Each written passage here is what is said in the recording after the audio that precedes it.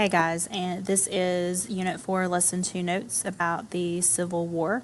So today we're going to talk about the specifics of the war and how Georgia related to them. So we're going to start with military strategies.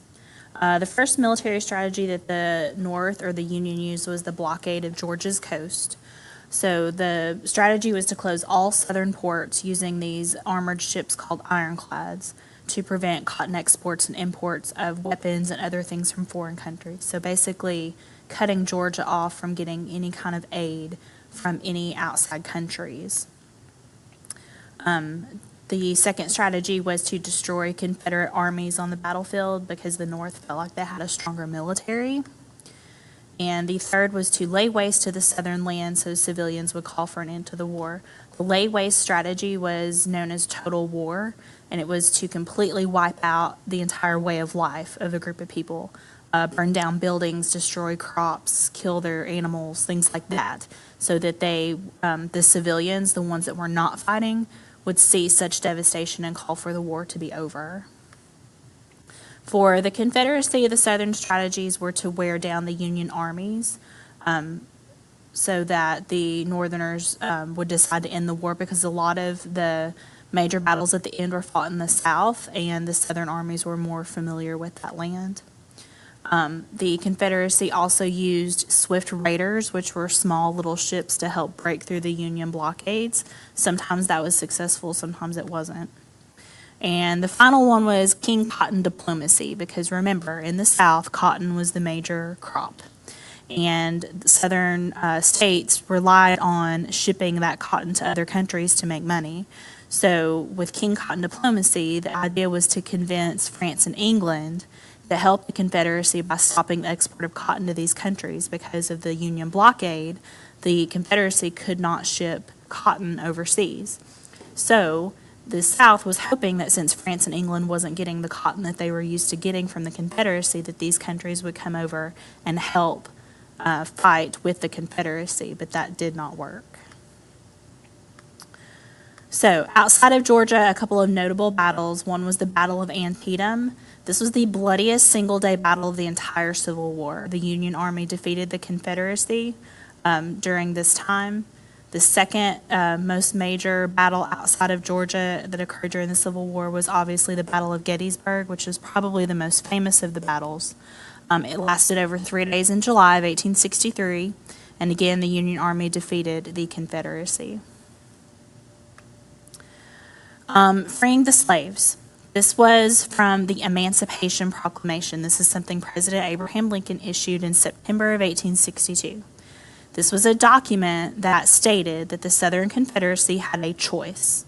They could either quit the war and keep slavery, or keep fighting and the slaves would be forever free. Now, President Lincoln issued this because he knew the Confederacy would not give up. So he knew that either way, the slavery would end. So that's why he gave this choice, because he knew the Southern Confederacy would not surrender. So the document took effect on January 1st, 1863, and all slaves in the rebellious territories and states were free. The Confederate leaders continued the war, obviously, and it went on for a couple more years, but slavery legally ended January 1st, 1863. The Battle of Chickamauga is one of the major battles that occurred in Georgia. It was fought in September of 1863, and Chickamauga is a town that is 7 miles south of Chattanooga, Tennessee. Chattanooga was a major railroad center, and it was important to the movement of supplies and troops for the Confederacy, so that's why this was such a major battle, because of control of Chattanooga. The Union troops were driven back to Chattanooga. The Confederacy didn't follow up on their victory. They should have attacked the soldiers while they were retreating, but they didn't. So this could have been a significant loss for the Union troops, but the Confederacy didn't follow up with them, so the Union had time to get reinforcements, and they were later able to capture the city of Chattanooga, which was a major city for the southern states, so that was a huge loss for the Confederacy. So between Chattanooga and Atlanta, there were several battles fought. You guys are familiar with the Great Locomotive Chase and all of that occurred. So the general at the time, William Sherman, he is making his way to Atlanta because remember we talked about how Atlanta was such an important city, especially for railroads. So the late spring of early summer of 1864, William Sherman's Union Army fought a bunch of battles against the Confederacy in an attempt to capture and destroy the rail supply in Atlanta because, again, Atlanta was considered the heart of the Confederacy. And the Confederate troops continued to have to retreat further and further southward into Georgia, again, knowing that Sherman was headed for Atlanta, so they knew that they were going to have to do everything they could to protect Atlanta. In June of 1864, Sherman attacked Joseph Johnston, who was the leader of the Confederate Army, at Kennesaw Mountain, and Sherman was unable to defeat the Confederate troops there, but he did continue his march on toward Atlanta. And then in July of 1864, the Confederate general was replaced. It was no longer General Johnston, but now it was General John Bell Hood. And so they had another battle, and again, the Confederate troops retreated further and further toward Atlanta to prepare to protect it from the Union forces. So the Battle of Atlanta occurred when General Sherman surrounded the city and laid siege or attacked. General Hood wanted to lure Sherman into the city to fight, but that didn't work. Sherman knew better, so he surrounded the city instead of marching right into the center. The fighting in Atlanta continued for a couple of months. This wasn't just a 1 or 2 day battle. This occurred over several weeks.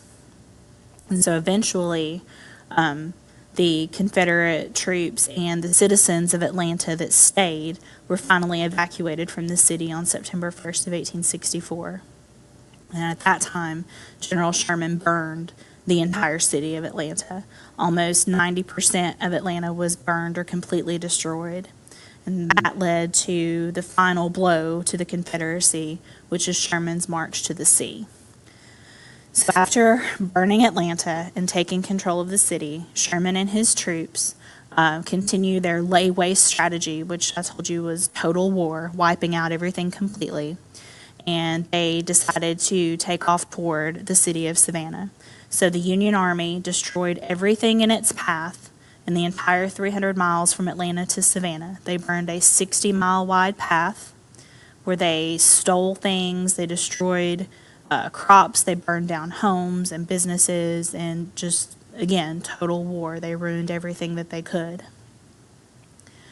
The estimated losses to the southern state exceeded $100 million. So just for the state of Georgia, from Atlanta to Savannah, the estimated losses was $100 million.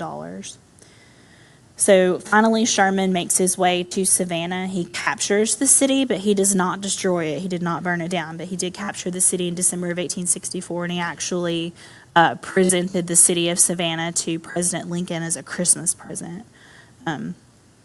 The Union troops loaded and shipped $28 million worth of cotton that was stored in Savannah to the north. So again, total war. They burn everything, destroy everything, and then the only thing they have left to sell, which is their cotton, they take it. So the South is in a complete and total ruin. So the last thing we're going to talk about is Civil War prisons. This was something that we saw on both sides, in the North and the South. They had prisons for captured soldiers, or POWs, prisoners of war. Thousands of men on both sides died in these prisons, but one of the most famous of these was right here in Georgia, and you can see on your map down here in the southern part of the state, we have Andersonville Prison. This was a Confederate prison where we housed Union soldiers that were captured here in the southern states. Andersonville was overcrowded. It was contaminated with human waste in the water. Sanitation was terrible. There was barely any food. It was really, really terrible. It was completely overcrowded. The prison was only supposed to hold maybe 2,000 people, and it ended up with 2 or 3 times more than that. So it was just completely overcrowded. So if you visit there today, there are tons and tons of graves of Union soldiers who died while they were in that prison. So the conditions were so bad that when the war ended, the captain of the Andersonville prison, his name was Henry Wirz, was actually hanged after the war ended for excessive cruelty, so for how poorly these Union soldiers were treated in this prison.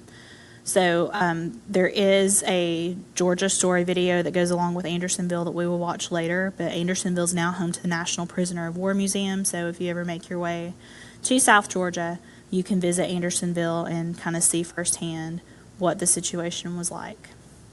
All right, so you need to make sure that you have filled in all of your notes.